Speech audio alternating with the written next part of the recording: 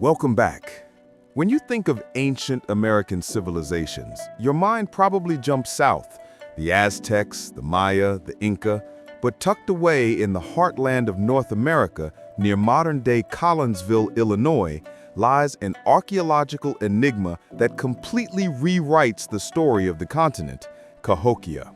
For centuries, the mainstream narrative has claimed that before Christopher Columbus arrived in 1492, all that existed were loosely organized Native American tribes, lacking any advanced civilization.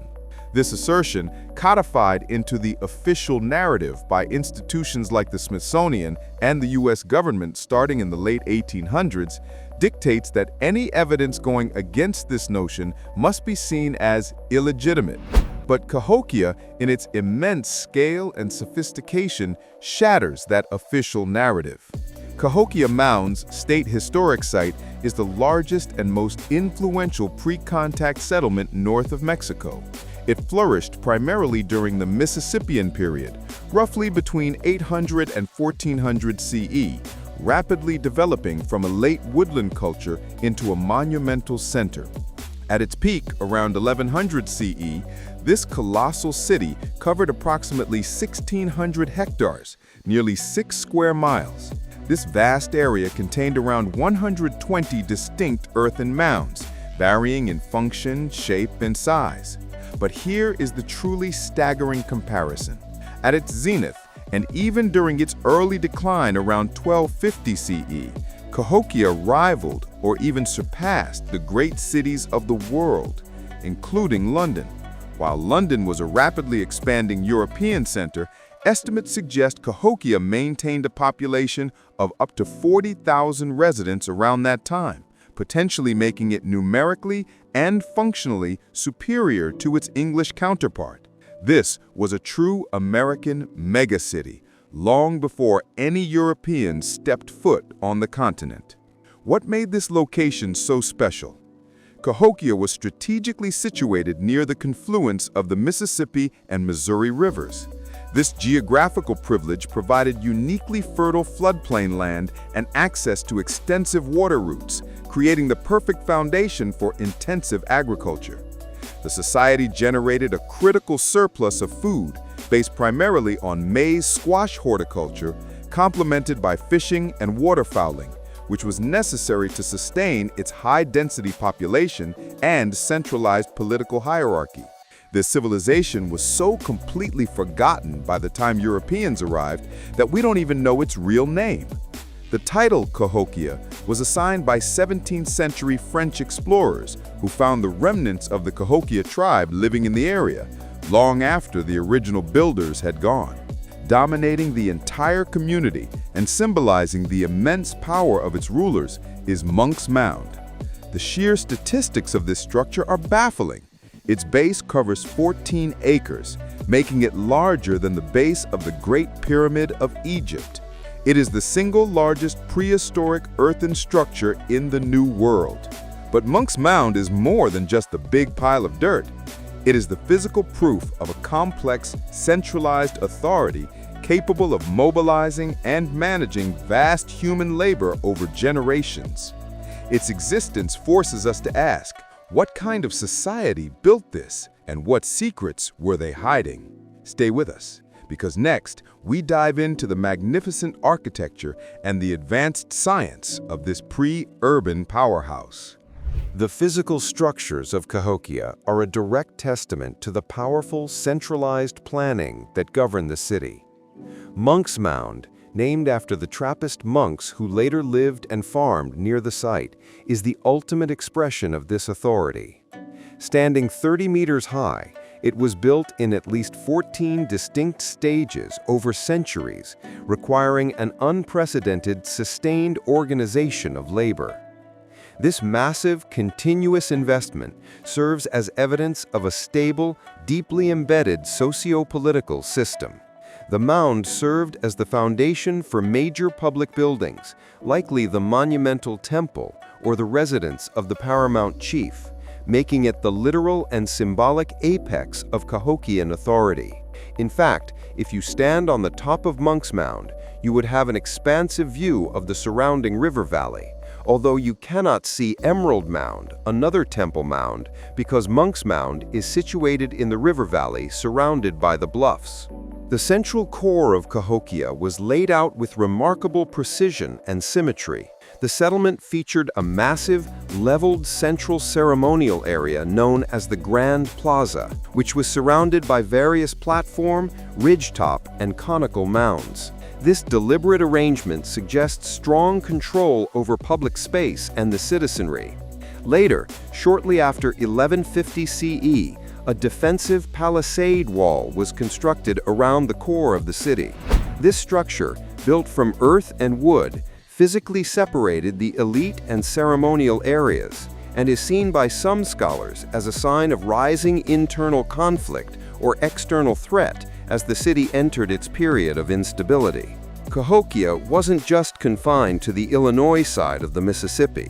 Cahokia Mounds site actually extended all the way across the river into what is now St. Louis, Missouri. At one time, where St. Louis now resides, there were 40 Native American mounds which were later destroyed to build the city. This led to St. Louis earning the nickname Mound City. Today, only one commemorative stone and one street, Mound Street, remain to tell the brief history of that lost city. One of the most famous mounds destroyed in St. Louis was Big Mound, which was 319 feet long, 158 feet wide, and 34 feet tall. Further demonstrating the astonishing intellectual capacity of the Cahokian elite was their astronomical observatory, known as Woodhenge. This structure consisted of multiple circles of large wooden posts. The reconstructed third circle proves that the Cahokians possessed advanced calendrical knowledge. Using only 3 key posts, they could mark the rising sun at the seasonal shifts, the winter and summer solstices, and the spring and fall equinoxes. This is evidence that the primitive people here were far more sophisticated than they have been given credit for. This alignment of the city with celestial events was deeply political. The ruling elite, likely acting as theocratic priests, solidified their power by accurately tracking and regulating the agricultural cycles. They positioned themselves as the necessary mediators between the celestial and terrestrial worlds. We also know that Monk's Mound itself had astronomical significance. If you were standing on Monk's Mound on the morning of the winter solstice sunrise, the sun would rise directly over the top of Emerald Mound, a known moon temple mound located about 15 miles to the southeast. Emerald Mound, which may date back as far as 500 BC, is known to be a moon temple mound because surveys have shown that the entrances and exits of the structures built on top would have aligned with the lunar maximum standstill, an event that occurs once every 18.6 years. This points to advanced knowledge of the solar system, with some sources suggesting this knowledge came from star people who taught the priests about these matters. These astronomical feats confirm that Cahokia was more than a city. It was a complex religious and political nexus built with remarkable scientific precision. The starkest evidence of Cahokia's social stratification and the extreme power of its elite comes from Mound 72, a ridgetop mound that served as a funerary complex during the city's Golden Age. Excavated between 1000 and 1200 CE, precisely when Cahokia was at its height, it contained the remains of at least 270 individuals. Within Mound 72, archaeologists found high-status burials, often placed on cedar litters and accompanied by elaborate grave goods, including chunky stones used in a Mississippian game, and vast numbers of marine shell disc beads. These artifacts confirm Cahokia's extensive trade network, reaching regions as far away as Oklahoma, Tennessee, southern Illinois, and Wisconsin, confirming its dominance as a regional economic hub. Cahokia was a massive religious center whose cosmology divided the universe into 3 basic parts: the overworld, inhabited by avian beings, the middle world, inhabited by humans, and the lower world, inhabited by serpent beings. One of the most important artifacts discovered here is the Birdman tablet, found on one of the terrace levels of Monk's Mound. One side depicts a bird humanoid figure, while the other side depicts serpent scales, uniting symbols of the upper and lower worlds on a single object. While the mainstream interpretation views the Birdman as a depiction of a human chief dressing up to honor the bird people, there is conflicting information.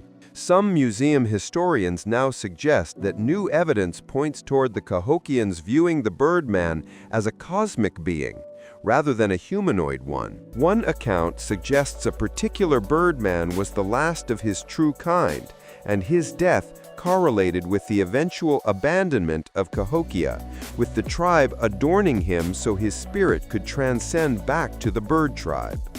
Mound 72 also provides chilling evidence of the extreme concentration of power held by the elite, institutionalized ritual violence.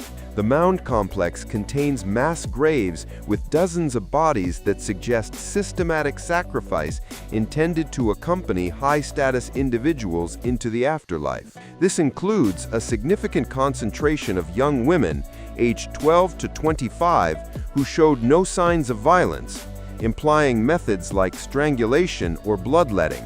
Other pits contained males who had been ritually clubbed or decapitated. A crucial finding from strontium isotope analysis is that these sacrificed individuals were not foreign captives, but people who lived in or near Cahokia for most of their lives. This confirms a profound degree of political and religious control, where the elite could compel local residents into ritual death. The abrupt cessation of these high-status burials around 1200 CE is a powerful non-environmental marker, signaling the immediate onset of socio-political reorganization and instability right as Cahokia began its irreversible decline. Now we delve into the beyond-known history aspect of Cahokia, a history that has allegedly been systematically suppressed for over a century. The impression that giants were buried in many American mounds, unrelated to the present-day American Indians, seems to have been common knowledge in the early 20th century. Stories persist that major digs at sites like Cahokia were shut down because workers discovered very large humanoids or hominins. According to some accounts, they found remains that were 8 or 9 feet tall. Some sources even report finding skeletons of Adena people who were tall, pale-faced, and red-headed. More dramatically, there are reports that at Cahokia itself, 2 giants were found with double rows of teeth and 6 fingers and 6 toes. One account mentions bones discovered during erosion control that suggested a body length of 15 to 16 feet. These findings, according to some researchers, were deemed problematic because they directly contradicted the Darwinian theory of evolution and the official narrative of American history. These supposed giants, sometimes described as 12 to 15 feet tall with extra ribs or vertebrae, are seen as representing different races of people, not just regular humans, and have been reported in mounds across virtually every state. This leads to the core issue of historical suppression, often linked to the Smithsonian Institution. In 1879, John Wesley Powell, head of the Bureau of Ethnology, which is linked to the Smithsonian and the U.S. government, released a report stating that any evidence found that contradicted the official narrative that only Native Americans existed before Columbus would be declared illegitimate.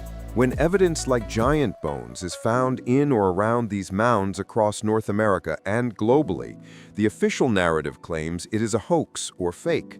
However, witnesses report a systematic cover-up. The government and the Smithsonian seize the evidence, ostensibly to preserve it, but actually to hide it.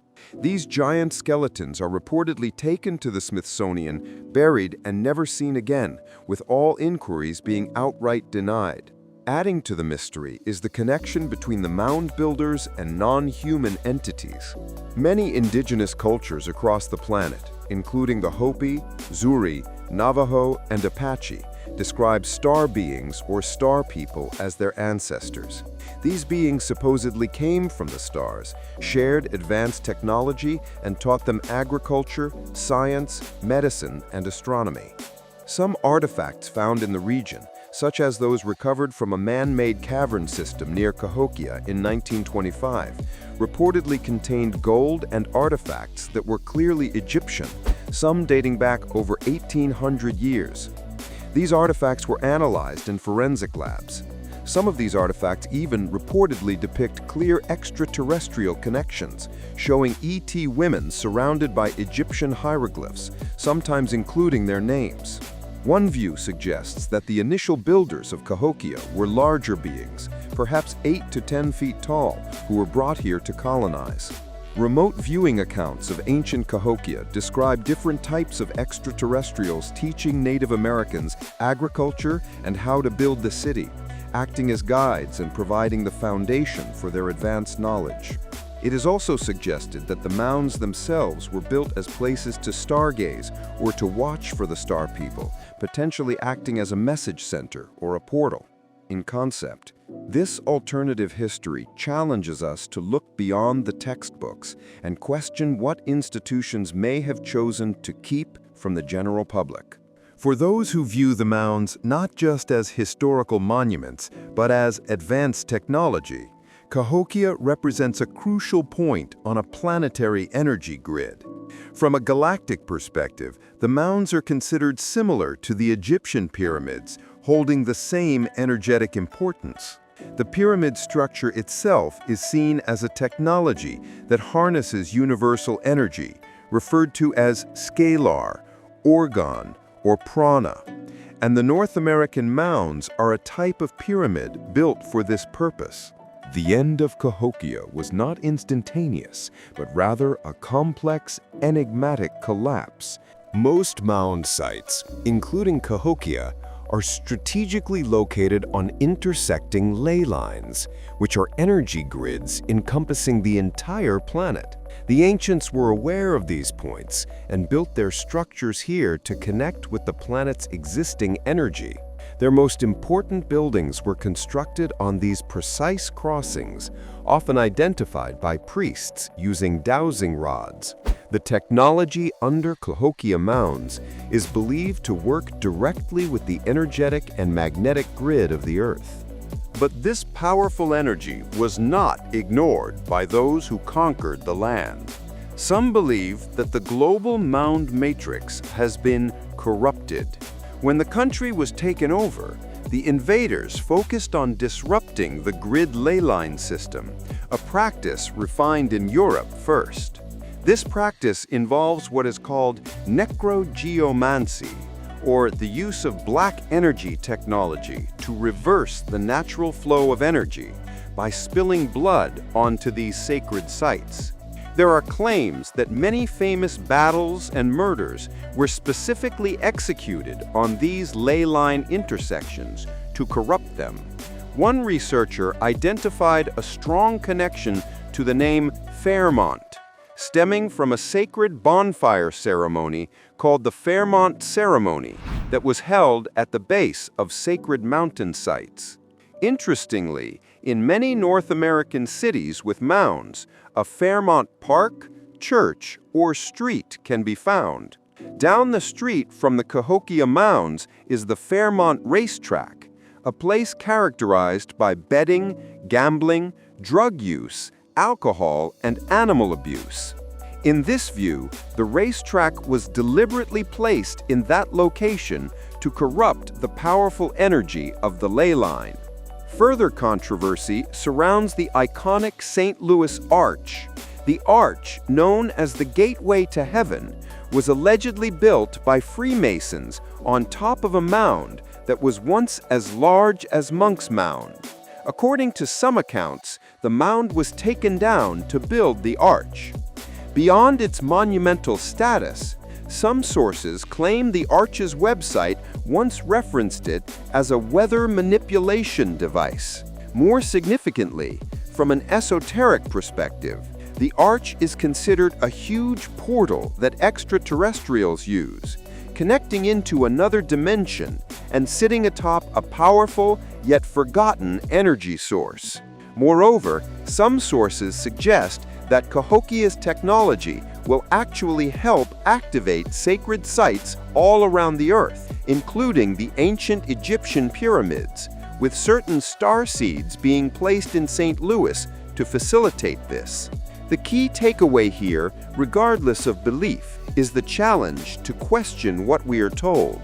As one source reminds us, we must tune within and ask who we truly are, as our consciousness and DNA may hold the truth that external authorities are unwilling to share. Cahokia was a monumental civilization, a megacity whose sophistication rivaled or surpassed its Old World contemporaries. Its history, full of complexity, advanced astronomy, ritual power, and eventual collapse due to climatic instability, offers a profound lesson. The history of Cahokia is not just ancient history, it is a vital, evolving narrative. As we continue to study and protect these sites, we move closer to revealing the full picture of ancient America, a history far more magnificent and complex than the textbooks have traditionally taught. We hope this journey has prompted you to look closer at the world around you and challenge the narratives of the past. If you want to learn more about the Osage Nation's efforts or delve deeper into the artifacts mentioned today, check out the links in the description below. Don't forget to like and subscribe for more stories hidden in plain sight.